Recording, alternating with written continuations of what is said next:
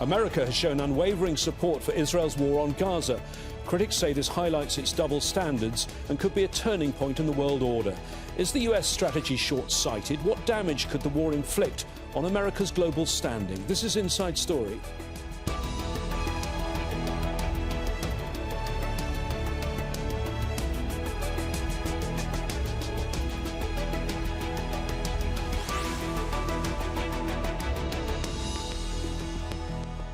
Hello there, I'm James Bays. Washington's steadfast support for Israel's all-out assault on Palestinians in Gaza is shifting global perceptions. Several analysts and Arab leaders have warned the US risks severe reputational damage in the region if it continues to back Israel while its forces bomb hospitals, schools and refugee camps. Initially, Western powers were united in their support for Israel's right to self-defense after the Hamas offensive in early October. But the sheer magnitude of the destruction and killing in Gaza has seen several countries change their stance, and the Biden administration has been criticised for failing to pressure Israel to declare a ceasefire. The US is no longer the world's only superpower. The emergence of several new alliances could challenge American dominance. So where does this leave the US on the international stage? In this first national address following Israel's war on Gaza last month, President Joe Biden acknowledged the significance of the war for the United States. We're facing an inflection point in history. One of those moments where the decisions we make today are going to determine the future for decades to come. American leadership is what holds the world together. American alliances are what keep us, America, safe. American values are what make us a partner that other nations want to work with. To put all that at risk if we walk away from Ukraine, if we turn our backs on Israel, it's just not worth it. A recent poll shows the majority of Americans, nearly 70%, back a ceasefire in Israel's war on Gaza. This is significant, particularly ahead of the 2024 elections, as the US gives Israel nearly $4 billion in military aid every year. Accusations of hypocrisy are another challenge for the Biden administration. Critics say the US has double standards. It's focused on human rights in Ukraine, but disregards them in Gaza. China and Russia have long called for a change in the global order. Questions are being raised about whether countries looking to form new alliances will team up with them to challenge Western dominance. Well, let's bring in our panel of guests to discuss this further. In Boston, Rami Khouri, Issam Fari's Institute Distinguished Fellow at the American University of Beirut. Rami is also the author of A US Pivot Away from the Middle East, Fact or Fiction. In London, Samuel Ramani, an Associate Fellow at the Royal United Services Institute and a military and geopolitical analyst. And in Washington, D.C., James Jeffrey, a former US ambassador to Iraq and Turkiye and chairperson of the Middle East Programme at the Wilson Centre. Thank you, gentlemen, for joining us today on the Inside Story programme.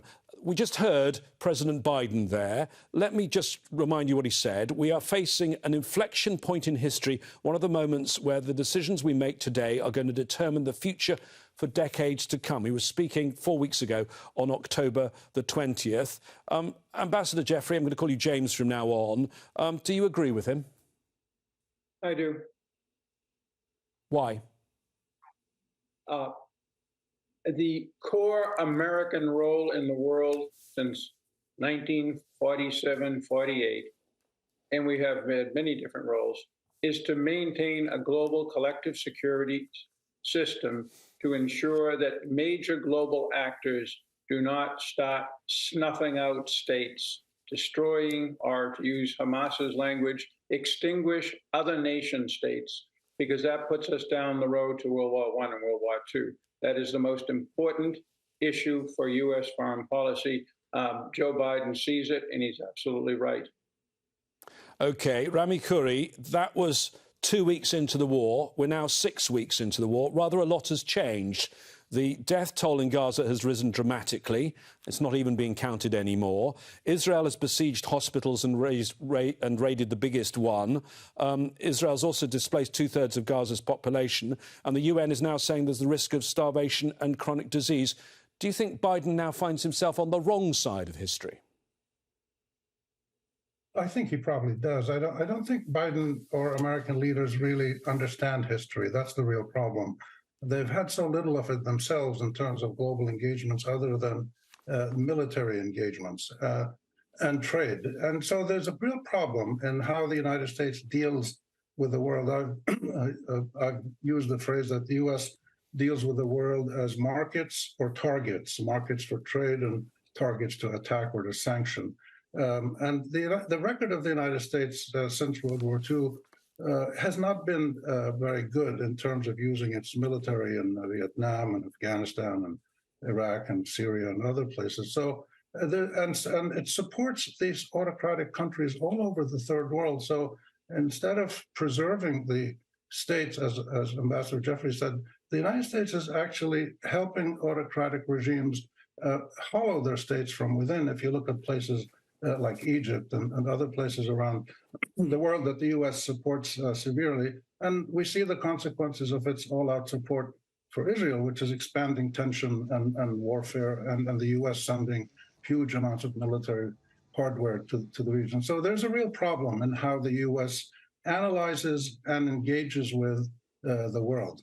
Samuel, that speech in the Oval Office was also about the war in Ukraine.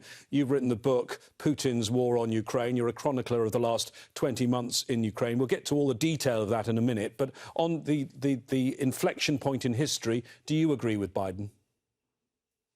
Well, I think that obviously Russia's full-scale invasion of Ukraine in February 2022 was an inflection point in modern European history. It was the most brazen assault on the sovereignty of a European state since the end of the Second World War. And Russia has also described it as an inflection point for the broader global order. When you look at the statements from Sergei Lavrov or Dmitry Medvedev, you very often see that this invasion of Ukraine is the start of a challenge to the U.S.-led global order and the start of a new multipolar order led by Russia and China, but also empowering the broader global south. And Biden, I think, is touching upon the fact that now sovereignty is being breached in a more flagrant fashion, and that's definitely a problem for the post-Cold War order. But there are obviously also American double standards, as Rami pointed out, that make his message, even though accurate on the sovereignty question, a bit hard for many across the world to palate. James, if I can ask you about the bombardment of Gaza and the scale of the bombardment of Gaza. Among the high-level jobs that you have held in the US system, you were the US Special Representative for Syria and the presidential envoy for the global coalition to counter the Islamic State of Iraq and the Levant, ISIL. And I know you took up those jobs after the Battle of Raqqa, but if we compare what happened in Raqqa to what happened in Gaza, there were 1,600 civilians killed in the US coalition air and artillery strikes. Now, I know those aren't US figures, they're figures from Amnesty International and from Air Wars. But even if you take those figures, perhaps you dispute them, that means that Israel has killed 10 times that number in just 6 weeks. And the Raqqa campaign went on for 11 months. That's correct. And there are reasons for it. I would also say a better example, because it's a bigger city, was Mosul, which I also have looked at closely in 2016, 2017, where there were some 10,000 civilian casualties. First of all, Israel did not have the time that we had in 2016, 17, or 2018 and beyond with the Islamic State. It's mobilized, it's in part of its entire workforce. It is facing possible escalation in the north, possibly from Iran. And so it moved in a very, very rapid way. That, the nature of Gaza, and I've been there, I've seen no place in the world that is more crowded with more people, and Hamas's true policy of using civilians as human shields, putting their installations inside these areas, has led to these high casualties. What the administration is trying to do is to minimize these, particularly now that the Israelis have seized control of most of the north of Gaza. But do you think these high casualties are too high? Are you uneasy about them, James? Anybody who is not uneasy about casualties, particularly civilian casualties, is not, looking at this in a humane way. But I also look at what are the alternatives. I also know if we're going to talk about casualties, because I was involved in most of these wars, some 1 million people killed in Iraq, Syria, Yemen since 2003, and 15 million displaced.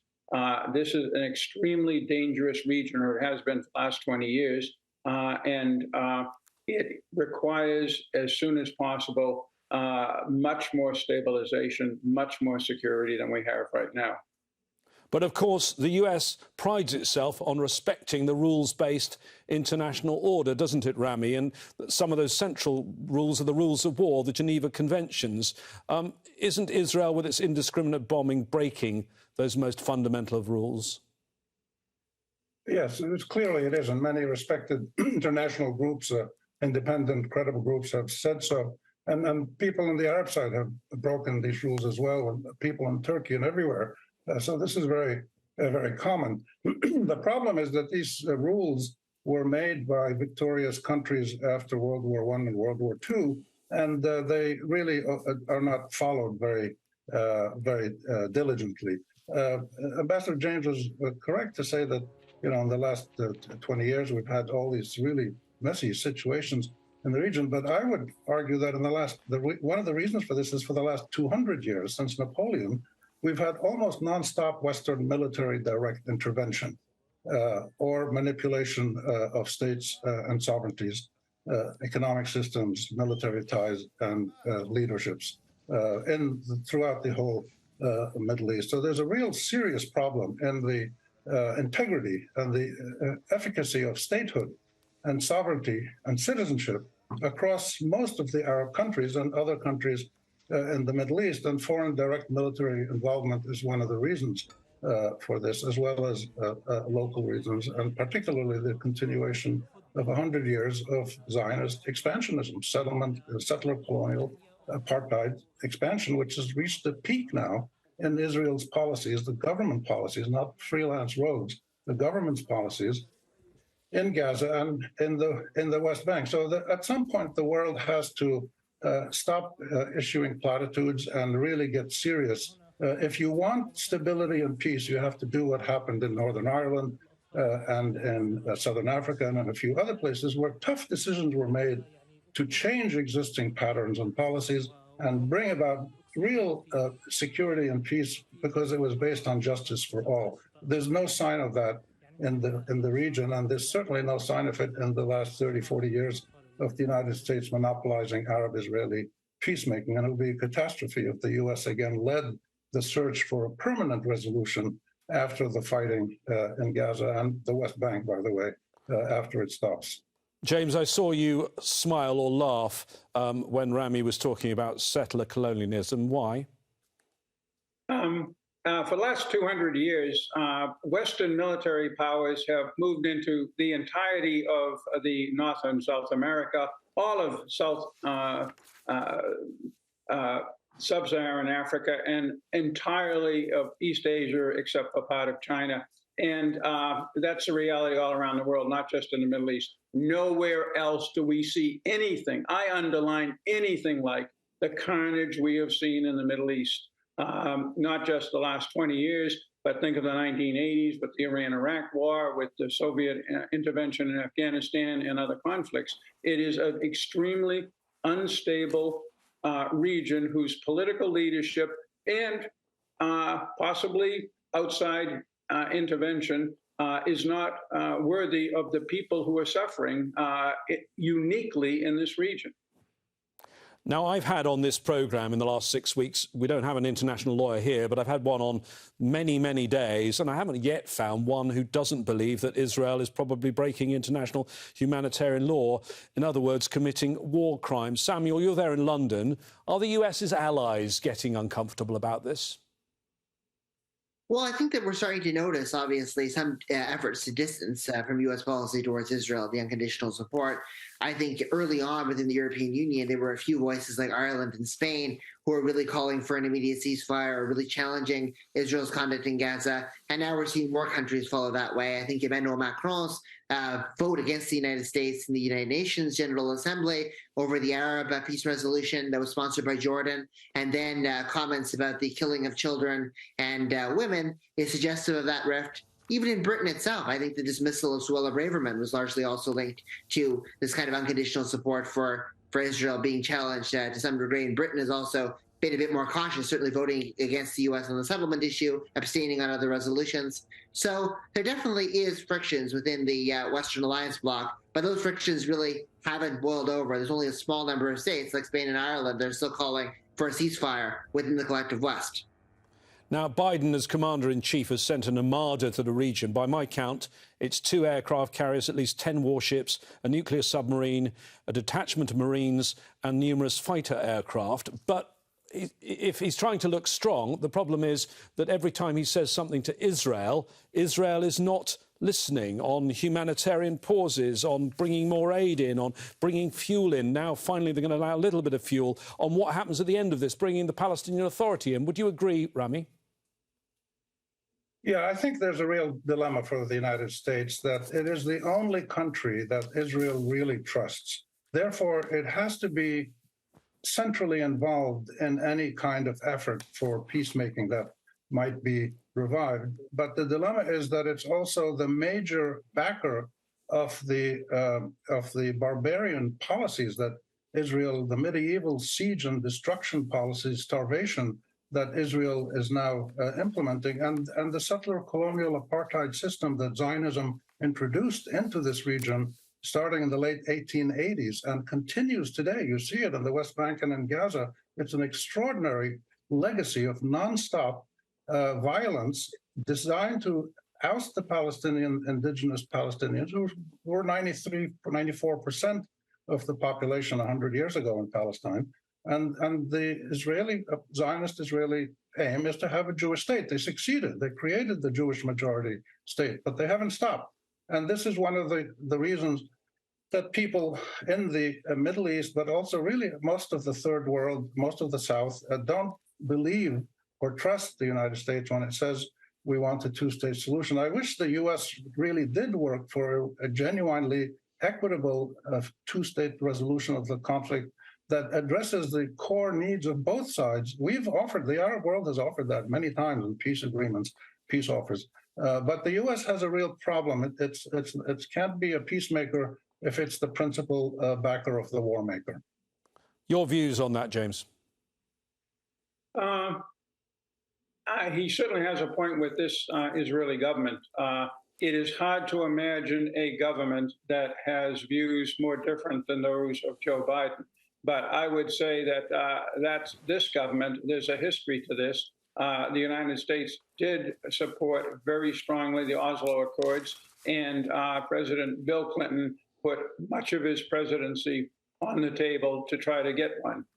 Clinton's view, and he has repeated it many times, is that there was a deal in 2000. Yasser Arafat turned it down. Well, the speech that we spoke about at the beginning of the programme 4 weeks ago in the Oval Office wasn't just about the war in Gaza. It was also about the war in Ukraine. And you could argue that this is President Zelensky's worst nightmare, what we've seen right now. Listen to what he said in a recent interview. Of course, Russia understands that now when focus from Ukraine taking off, and when this focus to the Middle East, and when they try to divide the world in this crisis, Israel-Palestine crisis, and of course, Russia is very happy with this war. So what they want? They just want to divide the world. So President Zelensky there, Samuel, this is his worst nightmare, isn't it? The attention's gone away. That means that the money and the weapons probably aren't going to come in the same numbers. Well, I think it's more of a political rather than actual military necessity construct. In fact, Biden has repeatedly said that the United States is the most powerful country in the world. It's the only superpower. It can arm both Israel and Ukraine at once. But in practice, being so actively involved into two wars and also upgrading the U.S. industrial machinery to something of a war footing is very, very difficult to do in an election year. And we're already seeing the outcomes of that, leading to a squeeze on supplies to Ukraine. Congress has admitted Congress holding up the Ukraine-Israel aid bill has led to the White House having to admit that there's going to be smaller aid packages coming forward and that aid will be finite. And we're also seeing problems with the delivery of artillery shells, especially because Israel has asked for and appears to have gotten the 57,155 mm shells going their way, and those shells are directly diverted from Ukraine to the Israelis. So there is a significant drawdown of support at a time when Ukraine's counteroffensive has stalled and the Russians are escalating offensive operations in Avdiivka. So Zelensky's very worried. James, I mean, we'll come back to the allegations of double standards now, I think, because Biden has called what Russia's doing a genocide. He's condemned attacks on hospitals by Russia. He's condemned bombings of civilians by Russia. And he's condemned the forced transfer of civilians by Russia. People will be asking, why is Gaza different? People should, and the fault is Joe Biden. Much as I like him and enjoyed working for him, he gets too effusive. I was 1,000% behind everything he has done, the international community has done for Ukraine, but I know the Russians well from Syria and elsewhere, but I was very unhappy when we're using such language, war criminal and genocide against the Russians, because I knew this would come back and haunt us. This is aggression, as spelled out in the Nuremberg trials, against the state of Ukraine, just like what we had on the 7th of October was aggression against the state of Israel. Both purposes were to wipe out those states. That's the issue. I was nervous about genocide then. I remain nervous about genocide being used in the context of Israel. Let's look at Russia's position on global events, Rami. Of course, it's not any longer a superpower, but perhaps it's been buoyed by the war in Gaza. It seems to have thrown aside its careful diplomacy with Israel for years and taken quite a strong position on this war. You could say there are accusations of hypocrisy there as well. Oh, absolutely. Most big powers are professional hypocrites. It comes with the DNA of political leadership in the Western world and probably in the South as well. This is normal. But so I don't think we should worry about what people say and if it contradicts what they do. This applies to everybody. I think the bigger question here, and this is what the U.S. and Biden are really having to confront, and they're not confronting it, is the United States mandated by anybody to be the maintainer of the global order? You said in the beginning the U.S., well, I think Jim said that the U.S. wants to maintain the post-World War II order. It's true that the U.S. probably wants to do that, but nobody has given it that mandate. The UN has the mandate to do that. And the United States is facing, and Biden is facing, a real serious problem, which is going to hurt more than anything else, which is his Democratic Party is fracturing. And it's fracturing along age lines, generational lines. The young people are wildly against what is happening in Palestine and Gaza and the West Bank with direct American support.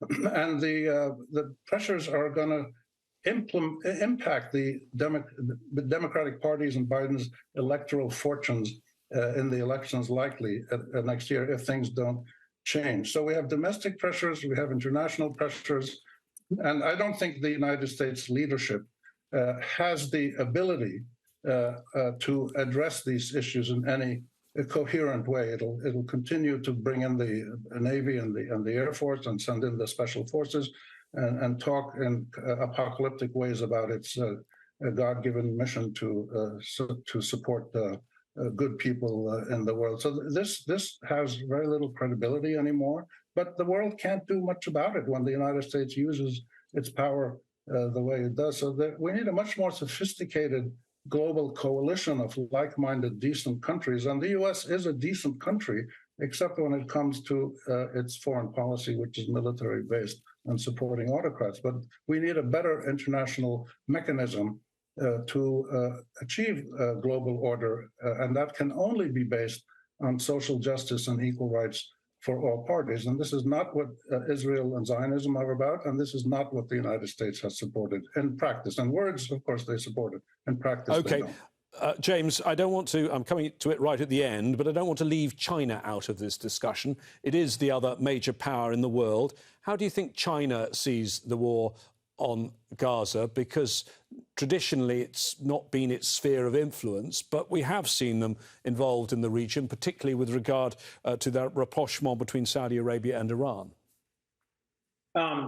briefly, China wants stability in the region. It's not ready to play a big military or diplomatic role, and it needs the region's hydrocarbons. But more importantly, and this gets to everything we've been hearing, look what's happened in the last few days. China has met with President Biden. The Chinese caved on an important American demand, which is military communications. But even more importantly, for the first time in 8 years, China several weeks ago agreed to talk about ballistic nuclear missiles with the United States. Why? Because what China sees is if the United States is going to back Ukraine, if it's going to back Israel, it will also back Taiwan. This is a serious international player. We take it seriously. So when I hear about the global south and us losing international opinion, I say, how is China treating us now? They're treating us like a very serious, important partner. Rami, finally to you, given their very important partner, do you think China and the other world powers are going to let, at the end of this conflict, the US run the show as they have done in the past? Yes, the US is talking about a two-state solution, but it's sort of abandoned the idea of a two-state solution and went round the Palestinians in recent years. Yeah, of course. And everything the U.S. has done in terms of its policies to Israel and the Palestinians in the region in the last 20 years has allowed the two-state solution to die away under the weight of Israeli nonstop settlements. But the world, China and others, are going to try to play a more constructive role if they can. China already has done things between Iran and Saudi Arabia and other things in the region. But the reality is that nothing will happen in Arab-Israeli diplomacy without the U.S. being somewhere near the center of it, because they're the only people the Israelis trust. And this is one of the problems we have. So I think there has to be a more serious search for a multilateral approach that allows the U.S. to maintain a central role, but tempers its negative attitudes and war-making and pro-Israeli sentiments, tempers those so that both the Arabs and the Israelis can actually achieve equal rights. And this is what really we have to look for everywhere in the world. And this can only happen with an international mandate. It can't be a unilateral decision by the U.S. saying we want to do this. So I would look for more activism by global powers to see what they can do. Thank you, Rami, very much. And thanks to all our panellists for joining us today. Rami, Khouri, Samuel Ramani and Ambassador James Jeffrey. 24 hours a day, Al Jazeera will continue to report on the war on Gaza with our reporters around the world, in Israel, in the occupied West Bank and on the ground in Gaza. You'll also find more context and analysis on our website, aljazeera.com. What shall we discuss next time on the programme? Let us know your suggestions on our Facebook page. That's facebook.com/AJ Inside Story. And on X, the social network formerly known as Twitter, we're at AJ Inside Story. From me, James Bays, and the team here in Doha, I'll see you again soon. Bye for now.